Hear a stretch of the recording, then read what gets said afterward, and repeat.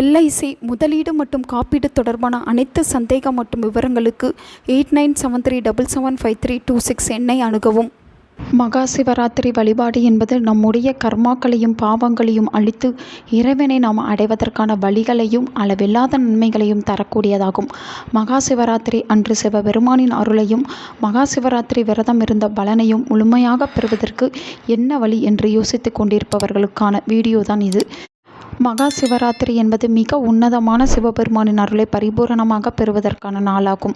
இந்த நாளில் பக்தியுடனும் சிவ சிந்தனையுடனும் சிவனின் அருளை பெற வேண்டும் என்ற நோக்கத்துடனும் நாம் செய்யும் ஒவ்வொரு விஷயமும் பல மடங்கு அதிக பலனை கொடுக்கும். இந்த நாளில் முழு இரவும் கண்விழிக்க வேண்டுமா? நாள் முழுவதும் உணவு சாப்பிடாமல் இருக்க வேண்டும். இரவு முழுவதும் சிவ மந்திரங்களை சொல்ல வேண்டுமா? சிவன் கோவிலுக்கு கண்டிப்பாக செல்ல வேண்டுமா? சிவ பூஜை செய்ய வேண்டுமா? இவை அனைத்தும் செய்தால்தான் மகா சிவராத்திரி விரதம் இருந்து வழிபட்ட முழு பலனையும் பெற முடியுமா என்பது போன்ற பல சந்தேகங்கள் கேள்விகள் பலருக்கும் உண்டு. ஆனால் பரம்பொருளான சிவபெருமானின் அருளை பெறுவது மிக மிக எளிது. உண்மையான பக்தி, உறுதியான நம்பிக்கை, சிவனை அடைய வேண்டும் என்ற எண்ணம், சிறிய அளவிலான முயற்சி இருந்தாலும் கூட சிவபெருமான் அவரது அருள் நமக்கு தருவார். மகா சிவராத்திரி நாளன்று சித்தர்கள் சொல்லி வைத்த மிக எளிமையான 5 விஷயங்களை கடைபிடித்தாலே மகா சிவராத்திரி விரதம் இருந்து வழிபட்ட முழு பலனையும் சிவனின் அருளையும் சேர்த்தே பெற முடியும். அப்படி என்ன 5 விஷயங்கள் என்பதை பார்த்துவிடலாம். முதலாவதாக, மகா சிவராத்திரி அன்று நள்ளிரவு 11:40 மணி முதல் அதிகாலை 12:40 மணி வரையிலான நேரமே நிசித்த காலம் எனப்படுகிறது. இது பார்வதி தேவி உலக உயிர்கள் அனைத்திற்கும் சிவபெருமானின் அருள் கிடைக்க வேண்டும் என்று வேண்டிக் கொண்ட காலமாக சொல்லப்படுகிறது. இந்த நேரத்தில் பிரபஞ்சத்தின் ஈர்ப்பு விசை உச்சத்தில் இருக்கும். அந்த 1 மணி நேரம் மட்டும் முதுகெலும்பை சிறிதும் வளைக்காமல் நேராக அமர்ந்து கண்களை மூடி புருவ மத்தியில் மட்டும் கவனத்தை வையுங்கள். வேறு எந்த மந்திரமும் வேண்டாம். அந்த மௌனமே உங்கள் கர்மாக்களை எரிக்கும் நெருப்பு ஆகும்.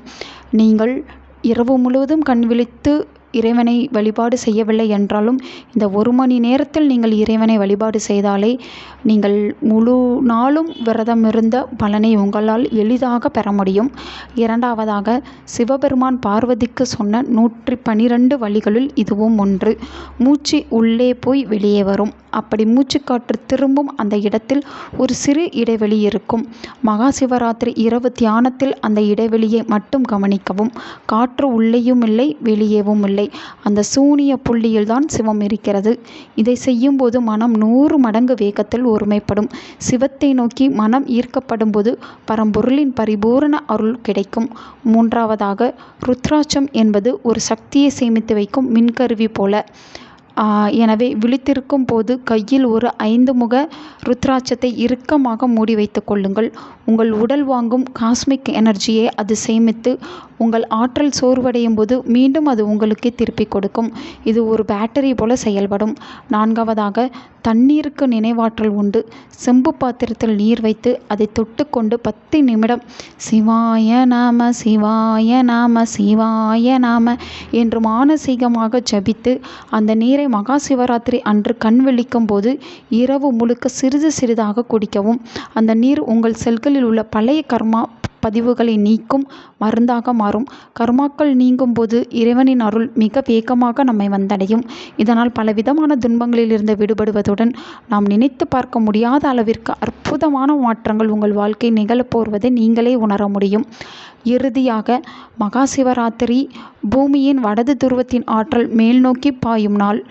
எனவே ஒவ்வொரு முறை மூச்சு உள்ளிழுக்கும் போதும் சக்தி உங்கள் முதுகெலும்பின் அடிப்பாகத்தில் இருந்து உச்சிக்கு ஏறுவதாக கற்பனை செய்ய வேண்டும். மூச்சு விடும்போது அது இறங்குவதாக கற்பனை செய்ய வேண்டும்.